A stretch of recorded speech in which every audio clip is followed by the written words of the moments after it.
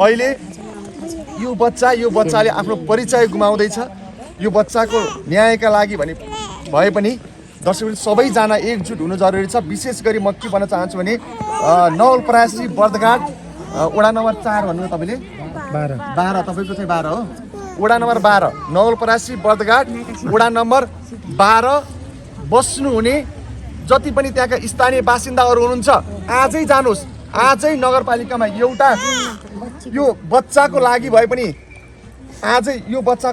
पनि यो बहिनीको लागि भए पनि त्यहाँका स्थानीयहरू आजै जानुहोस्, झकझगाउनुहोस्। त्यो नगरपालिकामा त्यो वडामा झकझगाउनुहोस्।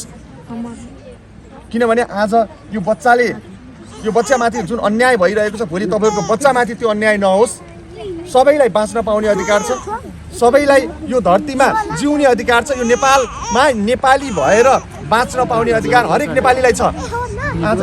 उहाँलाई मात्रै नै यो बहिनी बाबा गुमाइसकेको छ यो बच्चाले। ल हेर्नुहोस्, उहाँ नगरपालिका पुग्नुभयो, वडामा पुग्नुभयो।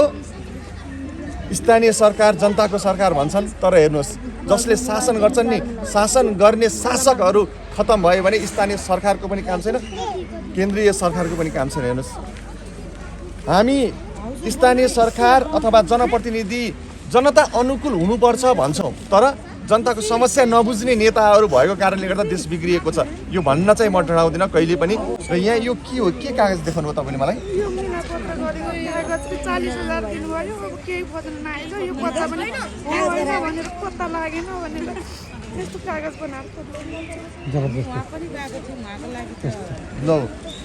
हस्पिटलमा पनि उहाँहरु घरदेखि आउनुभयो, 40,000 मात्र सहयोग गरियो।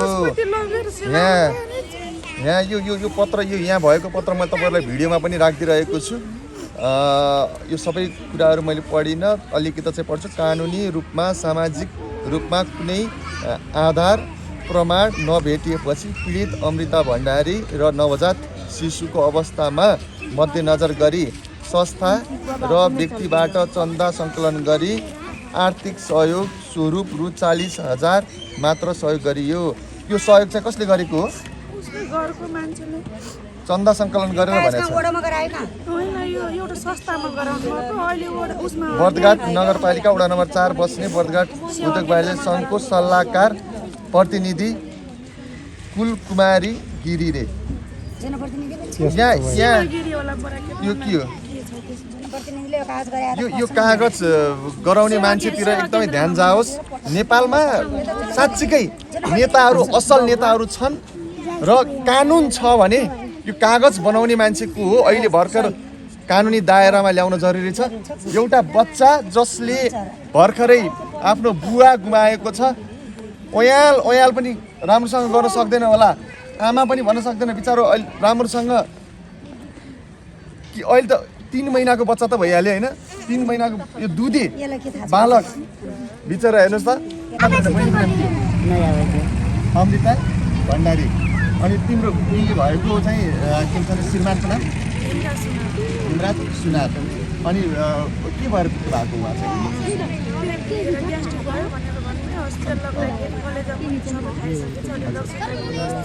तपाईँहरू कहाँ बस्नुहुन्थ्यो त्यति बेला? यहीँ बस्नुहुन्थ्यो? तपाईँहरू साथी हुनुहुन्छ? सबैजना साथी हुनुहुन्छ नि? हेर्नुहोस्, म अहिले यति बेला काठमाडौँको नयाँ बस पार्कको यो गुम्गबुमा छु। उहाँको श्रीमानलाई चाहिँ चिनेको थियो। उहाँको श्रीमानले चाहिँ मेरो बुढीसँग डिभोर्स भइसक्यो भन्नुभएको थियो होइन, बालबच्चा पनि छ भन्नुभएको थियो। तर उहाँले डिभोर्स भइसक्यो, उहाँलाई चाहिँ 2 जना एकदम राम्रो गरेर बसेर खाइरहनु भएको थियो, गर्नु पनि भएको थियो। उहाँसँग श्रीमानसँग हुँदा उहाँको ससुराले फोन पनि गर्नुहुन्थ्यो, हामी पनि साथी छौँ, ल नानी राम्रोसँग गरी खाऊ भन्नुहुन्थ्यो। अहिले चाहिँ आएर चिन्दैन भन्ने। त्यही कारण यहाँ जेनजी विद्रोह भयो, यत्रो परिवर्तन आयो। तर अहिलेसम्म पनि नेताहरूको चेत खुलेको छैन। वडा नम्बर 12 मैले फेरि पनि भनिरहेको छु, नवलपरासी बर्दघाट नगरपालिका हो, बर्दघाट नगरपालिका हो। वडा नम्बर 12 का जनप्रतिनिधि, मलाई नाम थाहा छैन को हुन् के हुन्, तर त्यहाँका स्थानीयहरूले खबरदारी गर्नुहोस्। आजै नगरपालिका घेर्नुहोस्। यो बच्चाको लागि आफ्नै बच्चा सरह मानेर बिन्ती छ, म बिन्ती गर्न चाहन्छु। नगरपालिकामा जानुभएछ, महिला समन्वय समिति आयोगमा बाल आयोगमा हरेक ठाउँ जानुभएको छ, सबै ठाउँबाट धक्का खाएर अहिले उहाँ बसमार्गमा बसिराख्नु भएको छ। प्रमाण के चाहियो? प्रमाण प्रस्तुति गृहको कागज छ, हेर्नुहोस् यो भिडियोमा राखिदिएको छु। प्रमाण यहाँका स्थानीयहरू छन् जो जसले देखेका छन् उहाँको श्रीमान र उहाँसँगै यही ठाउँमा बसेको बच्चा जन्मिएकोदेखि लिएर हरेक कुराहरूको प्रमाण यहाँ छ, हरेक चिजको प्रमाण छ। प्रमाण के चाहियो? योभन्दा धेरै प्रमाण के चाहियो? जेन्जी युवाहरू त्यहाँ जानुस्, एकचोटि त्यो नगरपालिकामा जानुस्, उहाँको लागि उहाँको न्यायका लागि बोल्नुस्। अहिले भर्खरै बोल्नुस्। यो भिडियोका स्क्रिनमा मैले हाम्रो नम्बर पनि दिएको छु, उहाँको नम्बर पनि दिएको छु। यो भिडियो आइसकेपछि उहाँको परिवारले यदि उहाँलाई दबाब दिन्छ, उहाँलाई धम्की दिन्छ भने खबरदार भन्न चाहन्छु। त्यति बेला तपाईँहरूमाथि केस गर्नु परे पनि, कानुनी लडाइँ उहाँहरूको पक्षबाट लड्नु परे पनि यो भोजराज थापा तयार छ, अगाडि बढ्न तयार छ।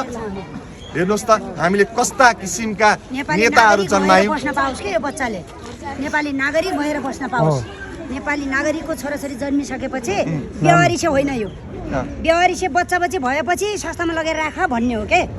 जब आमा बाउसँगै हुँदा बेवारिसे बच्चालाई संस्थामा लगेर राख भन्ने को हो, त्यसको प्रमाणसहित ल्याउनुहोस् र त्यसलाई पनि कारबाही गर्नुपर्छ भाइ, कारबाही गर्नुपर्छ। बच्चा आफूले जन्माएको आमा सबैले छोड्दैन नि त कार्टुनमा हालेर। त्यहाँ कोही अपराधीले पो छोड्ने हो त। तपाईँको घर परिवारले तपाईँलाई के भनेका हुन् भन्नुहोस् त?